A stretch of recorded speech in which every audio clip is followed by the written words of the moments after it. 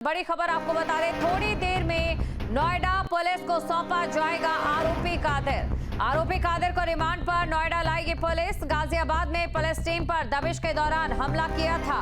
एक पुलिसकर्मी की मौत हुई थी। कादिर से पूछताछ में अन्य आरोपियों की पहचान होगी। पुलिस पर पथराव और फायरिंग करने वालों की भी तलाश तेज। अपराधी कादिर के साथियों ने पथराव और फायरिंग की थी। कादिर पर गैंगस्टर और चोरी के 16 मुकदमे दर्ज हैं। गाजियाबाद के नाहलगांव में हुई घटना, बड़ी खबर आपको बता रहे हैं। तस्वीरें आपके सामने, ये तस्वीरें हैं जब इलाके में पुलिस पहुंची थी और उसके बाद यहां पर गांव वासियों की ओर से पथराव कर दिया जाता है। बड़ी खबर आपको बता रहे हैं, फायरिंग भी की गई जिसमें एक पुलिसकर्मी को गोली लग गई और ये सीधी एक्सक्लूसिव तस्वीरें इस समय आपको दिखा रहे हैं। एक्सक्लूसिव तस्वीरें आपके सामने हैं। थोड़ी देर में नोएडा पुलिस को सौंपा जाएगा आरोपी कादिर। ये बड़ी खबर आपको बता रहे हैं, थोड़ी देर में नोएडा पुलिस को सौंप दिया जाएगा। कई मामलों में संलिप्त है, आपराधिक मामलों में संलिप्त है कादिर। तो ये बड़ी खबर आपको बता रहे हैं, कादिर को पकड़ने के लिए नोएडा पुलिस गई थी उसके घर और इस दौरान वहां के जो गांव वाले थे उनकी ओर से पुलिस पर पथराव कर दिया जाता है। फायरिंग तक कर दी जाती है, जिस फायरिंग में एक पुलिस कर्मचारी की मौत हो गई है। बड़ी खबर आपको बता रहे हैं और थोड़ी देर में नोएडा पुलिस को आरोपी कादिर सौंप दिया जाएगा। दो तस्वीरें आपके सामने हैं, एक तरफ वो सिपाही है जो कि कादिर को लेने के लिए गए थे और इस दौरान जो फायरिंग होती है उसमें उनकी मौत हो जाती है और दूसरी तस्वीर आप देख सकते हैं। और थोड़ी देर में नोएडा पुलिस को आरोपी कादिर को सौंप दिया जाएगा। ये बड़ी खबर आपको बता रहे हैं, पुलिस पर फायरिंग की गई और सिपाही की मौत हो गई है। यूपी पुलिस की ओर से, यूपी सरकार की ओर से जीरो टॉलरेंस की नीति का दावा किया जाता है, वादा किया जाता है और ऐसे में देखने वाली बात यह रहती है कि आरोपी कादिर को तो देखिए पुलिस ने गिरफ्तार कर ही लिया है, लेकिन जिसने आरोपी कादिर को संरक्षण देने की कोशिश की और साथ ही साथ पुलिस पर पथराव किया, पुलिस पर फायरिंग की, एक पुलिसकर्मी की मौत हो गई है। क्या कार्रवाई की जाती है? खबर पर अधिक जानकारी के साथ संवाददाता अमित चौधरी हमारे साथ लाइव जुड़े हैं। अमित, सबसे पहले मौजूदा तस्वीर जानना चाहेंगे।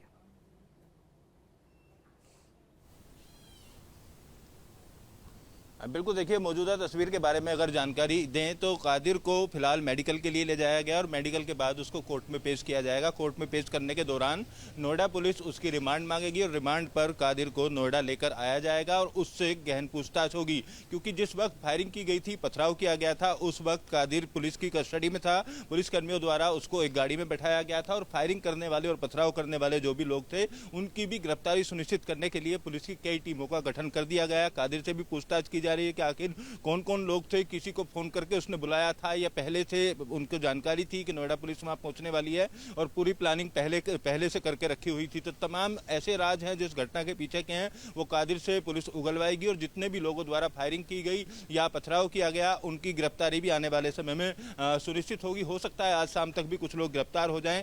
कई अहम सवाल हैं नोएडा पुलिस के जो कादिर से पूछे जाने। फिलहाल इंतजार कोर्ट की सुनवाई का है। कोर्ट में जैसे ही उसको पेश किया जाएगा उसके बाद रिमांड के दौरान यहाँ नोएडा में उसको लाया जाएगा। कादिर को पकड़ने के लिए जिस मामले में पुलिस गई थी वो सोरखा गांव में एक गाड़ी से कुछ इलेक्ट्रॉनिक डिवाइस चोरी की गई थी और उसी मामले में, क्योंकि पहले भी इसी तरीके की चोरी के मामले में यह लगातार गिरफ्तार होता रहा है। पुलिस मुठभेड़ में इसके पैर में गोली भी एक बार लग चुकी है, बावजूद उसके दोबारा से उसी तरीके की घटनाओं को अंजाम दे रहा था। तो उस चोरी के मामले में इसकी गिरफ्तारी के लिए नोएडा की पुलिस टीम गई थी, फेज 3 थाने की, और जब इसको उठाकर गाड़ी में डालने की कोशिश की जा रही थी उसी वक्त इसके लोग या इसके जानने वाले गाँव के जो भी लोग थे उन लोगों के द्वारा काफी देर तक फायरिंग की गई और पथराव वहां पर किया गया। मसूरी थाने की पुलिस को भी वहां पर पहुंच जाना चाहिए था, उस पर भी कई तरीके के सवाल खड़े हो रहे हैं और कोई गाड़ी या एम्बुलेंस वहां पर डायल 112 तक नहीं पहुंची। ऑटो में डालकर जो घायल कांस्टेबल हैं उनको अस्पताल तक ले जाया गया। वो वीडियो भी सोशल मीडिया पर वायरल है और तमाम तरीके के लोग अपने तर्क उस वीडियो को देख कर दे रहे हैं कि मुस्तैदी और ज्यादा पुलिस को दिखानी चाहिए थी। फिलहाल कादिर को तो गिरफ्तार कर लिया गया है, लेकिन अब तलाश उन लोगों की भी है जिन लोगों के द्वारा फायरिंग की गई, जिस गोली लगने से सौरव की मौत हुई है। वो आरोपी कौन है उसकी भी तलाश तेज कर दी गई है और फिलहाल इसको नोएडा लाने की जो तैयारी है वो काफ़ी तेज है। जितने मामलों में अभी तक ये जेल गया, 16 आपराधिक केस इसके ऊपर दर्ज हैं, 23 साल के आसपास इसकी उम्र है। जिन जिन थानों में आपराधिक केस दर्ज हैं वहां पर किन किन अन्य साथियों के साथ में ये जेल गया, उनसे भी पुलिस पूछताछ करेगी, तो उनको भी गिरफ्तारी में या हिरासत में लेकर पूछताछ की जाएगी कि आखिर किस तरीके से पूरे गैंग को ऑपरेट कर रहे हैं और इस घटना करने से पहले किस तरीके की रणनीति कादिर के द्वारा यहाँ पर बनाई गई थी और जो भी लोग हमलावर थे, जिन लोगों द्वारा फायरिंग की गई, पथराव किया गया, वो कौन कौन लोग हैं, उससे पर्दा उठना बेहद जरूरी है क्योंकि बेहद बड़ी घटना है। पुलिस का एक सिपाही की मौत हो गई, उसकी जान चली गई और जो अपराधी हैं, गोली चलाने वाले या फायरिंग या पथराव करने वाले, वो अपराधी अभी पुलिस की पहुंच से दूर हैं। तो कादिर से ही पूछताछ में ये बात साफ हो पाएगी कि किन किन लोगों द्वारा फायरिंग की गई, किन किन लोगों द्वारा वहां पर पथराव किया गया है। जी बिल्कुल, अब इसकी तफ्तीश में पुलिस यहाँ पर जुटी हुई है। देखिए अमित, पुलिसिया कार्रवाई पर कई सवाल खड़े हो रहे हैं। मसूरी पुलिस वहां पर क्यों नहीं पहुंची? जिस तरीके से आपने बताया कि एम्बुलेंस को सूचना नहीं दी गई, इसे किस तरीके से देखा जाए यहाँ पर? और साथ ही साथ जो ग्रामीण थे वो भी कैमरे पर कुछ बोलने के लिए तैयार नहीं।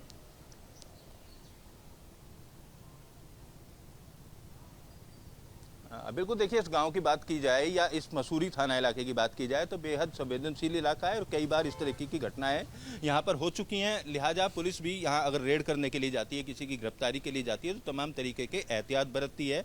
जो आधुनिक हथियार हैं उन हथियारों से लैस होकर पुलिस जाती है और पुलिस बैकअप में भी एक टीम को रखती है। तो बैकअप वाली टीम कहाँ गई थी? डायल 112 को लेकर आपने देखा होगा कि नोएडा या गाजियाबाद कई बार नंबर 1 आता है रिस्पॉन्स टाइम में, 5 से 7 मिनट में या 3.5 मिनट तक में डायल 112 की गाड़ी पहुंच जाती है। ऐसे में अगर डायल 112 को फोन किया जाता तो डायल 112 से जल्द ही घायल कांस्टेबल को अस्पताल में पहुंचाया जा सकता था, बैकअप लिया जा सकता था।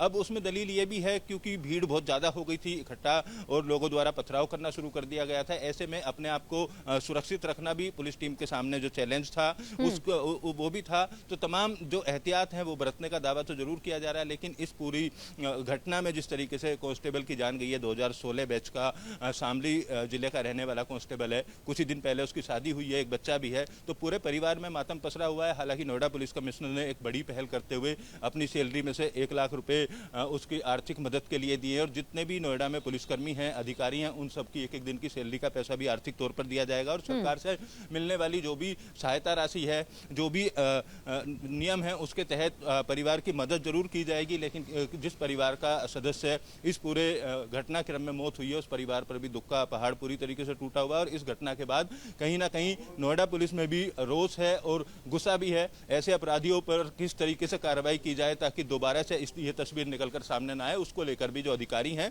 वो अपना मन बनाते हुए दिखाई दे रहे हैं। जिस तरीके का आलीशान मकान यहाँ पर इस अपराधी के द्वारा बनाया गया, उस मकान में जो पैसा लगाया गया वो आपराधिक रास्ते से कमाया गया, किस तरीके से कमाया गया, उसको लेकर भी जांच की जा रही है। इसकी संपत्ति के बारे में भी जांच की जा रही है और अगर आपराधिक रास्ते से कमाई गई संपत्ति इकट्ठा की गई होगी तो बिल्कुल अमित, और देखिए जीरो टॉलरेंस नीति का दावा और वादा जो किया जाता है उसे यहाँ पर किस तरीके से अमल में लाया जाए ताकि इन अपराधी और अपराधियों को संरक्षण देने वालों को एक अच्छा सबक, एक अच्छा संदेश मिले। शुक्रिया तमाम जानकारी को दर्शकों तक पहुंचाने के लिए।